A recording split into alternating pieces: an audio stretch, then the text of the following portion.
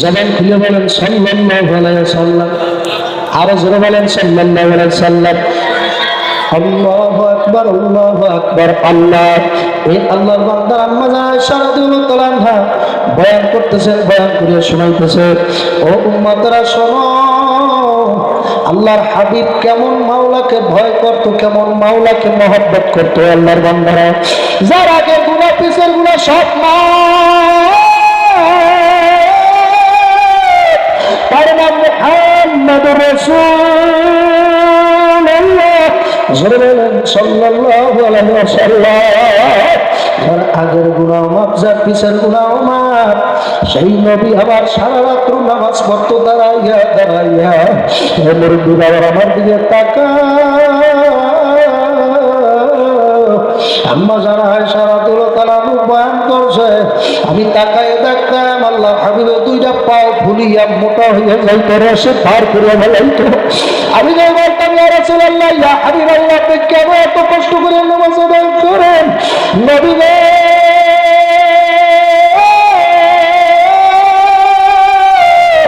এত কষ্ট কেন করে?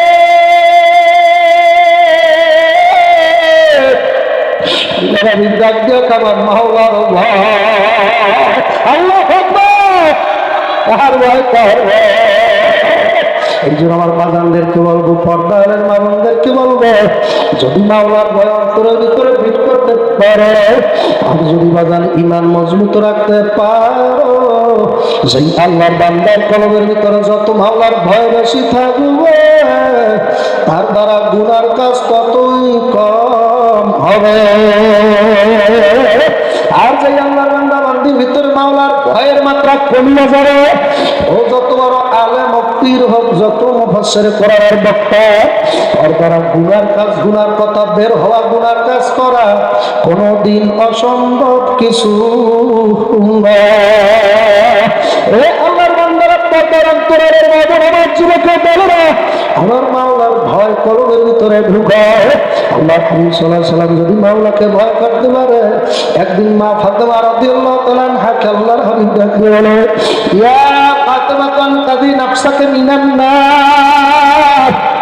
ও ফাতেমা, কবরে যদি যাইয়া বল আমি নবীর মাইয়া, লক্ষ্য করে আমার দিকে তাকায়, কবরে যাইয়া যদি বল আমি নবীর মাইয়া, কবর কিন্তু সম্ভব না। ও মা ফাতেমা, জাহান্নামের আগুন কিন্তু বড় ভয়ঙ্কর আগুন। ও মা ফাতেমা রে,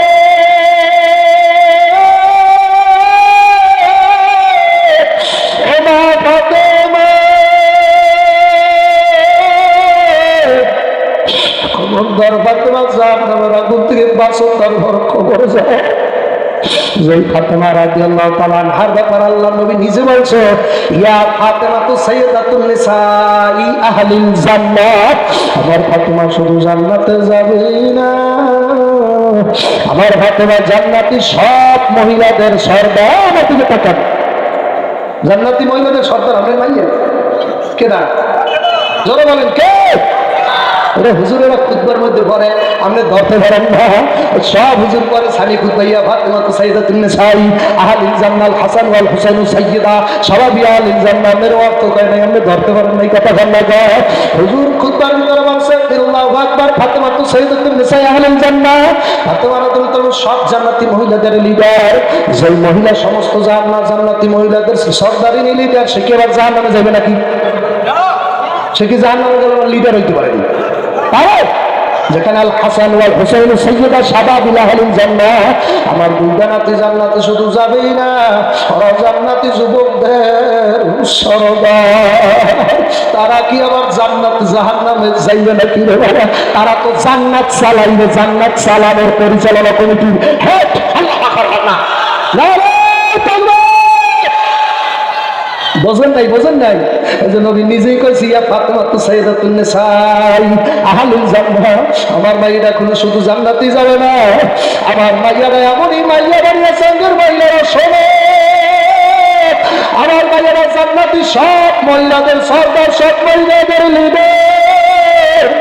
আমার নাতিরা সব জান্নাতি যুবকদের সর্দার। আল্লাহ বান্দারা তাহলে তাদের আবার জাহান্নামের কিসের ভয়? তারপর আল্লাহ নবী ডাকতে বলে, ফাতেমা রে, কবরে যাইয়া যদি খোদা না কাজটা ধরা খাইয়া বসে, দুনিয়ার মামলায় একবার যদি ফেল করো বাবা, আল্লাহ একবার হবিগঞ্জ জেলার দায়রা জজের দ্বারা যে আবার আপিল করা যাইবে, ওইখানেও যদি আপিল খারাপ আল্লাহ একবার বাদ হয়ে যায়, সিলেট বিভাগীয় আল্লাহ একবার যাই ওখানে আল্লাহ একবার আপিল করতে পারবে। ওখানেও যদি বাজান আপিল খারিজ হয়ে যায়, ঢাকার সুপ্রিম কোর্ট আছে সেখানে যাই আপিল করতে পারবে। দুনিয়ার মামলায় একবার ঠকলে আর একবার আপিল করা যায়, আবার ঠকলে আবার আপিল করা যায়, আবার ঠকলে আবার আপিল করা যায়। কেউ যদি একবার কবরের মামলায় ঠকিয়া বসে,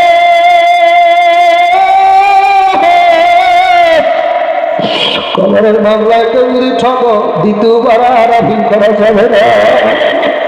এই জন্য আল্লাহ নবী দেখতে বলে ফাতেমা ভালো করিয়া বুঝিয়ে শুনিয়া মাওলার কবরে যাইও ফাতেমা। কোরবান থেকে আসছে আর কথাই তো বলাই যাবে না। এই জন্য আগেই বলছিলাম আল্লাহু আকবার আল্লাহু আল্লাহ।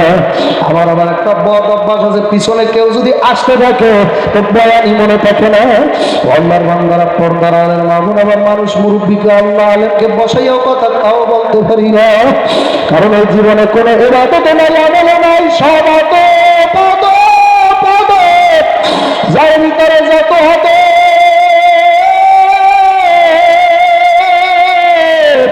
আমার মাওলার রহমত তার ভিতরে কত বেশি।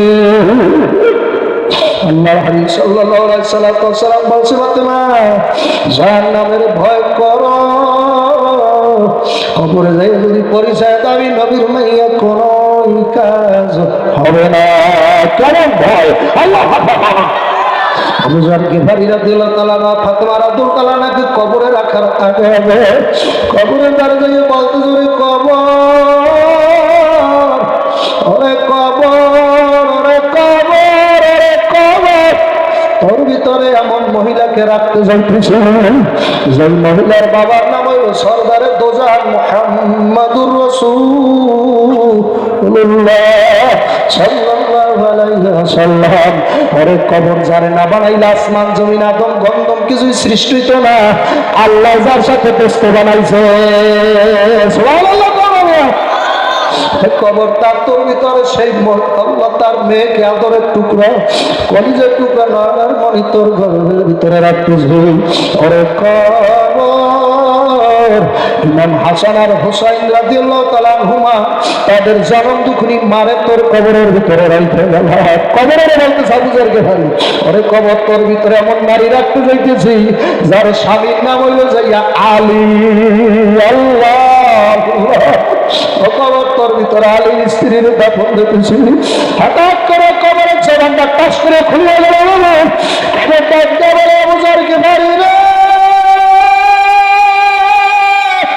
আমার ভিতরে কে নবীর মেয়ে, কে আলীর স্ত্রী, কে ইমাম হাসান হুসাইনের মা, আমার ভিতরে কোনো পরিচয় সব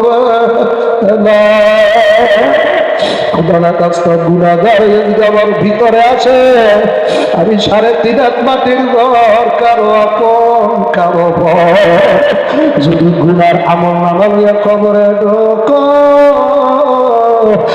এমন জোরে 2 পাশ থেকে চাপ মারবো, এক নজরে একদম নজরে কটকট কটকট করে ঢুকিয়ে যাবে। সহ্য যদি না করতে পারো, মাওলারে ভয় করিয়া মাওলার ওলি হইয়া আল্লাহর বন্ধু হইয়া তারপর আল্লাহর কবরে দিয়ে যায়। ওলি হইল 1 বছর, শব্দটার অর্থ হইল বন্ধু।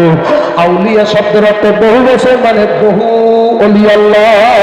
আল্লাহ চরমনার হুজুর অলি আল্লাহ, সাতসিনার আল্লাহর অলি আল্লাহ, বরুণার হজরতেরা অলি আল্লাহ, বরুণার সাপ তারা অলি আল্লাহ, হাটাজারি হুজুর অলি আল্লাহ, কামরাঙ্গিচারের হুজুর অলি আল্লাহ।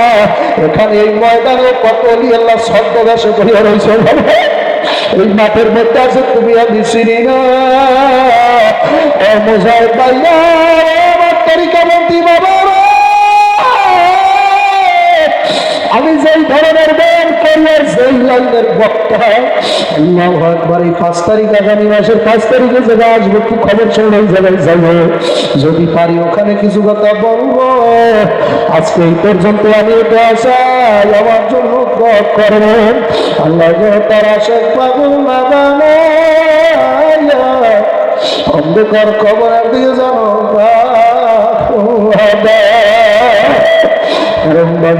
কবরের ভিতরে 1 না 2 না, আল্লাহ হাবিব নিজে বলছে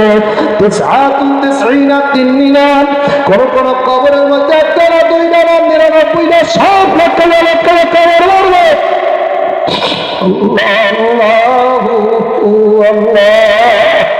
এই জন্য বাগান চোখে পানি নিয়ে অন্তর নরম করিয়া, যাদের কথা শুনলে তেল নরম হয়, 2 ফোঁটা চোখের পানি গড়াইয়া গড়াইয়া পড়ে বাবা, ওই তাদের পরামর্শ লইয়া তাদের সাথে দোস্ত বানাইয়া, বন্ধু বানাইয়া।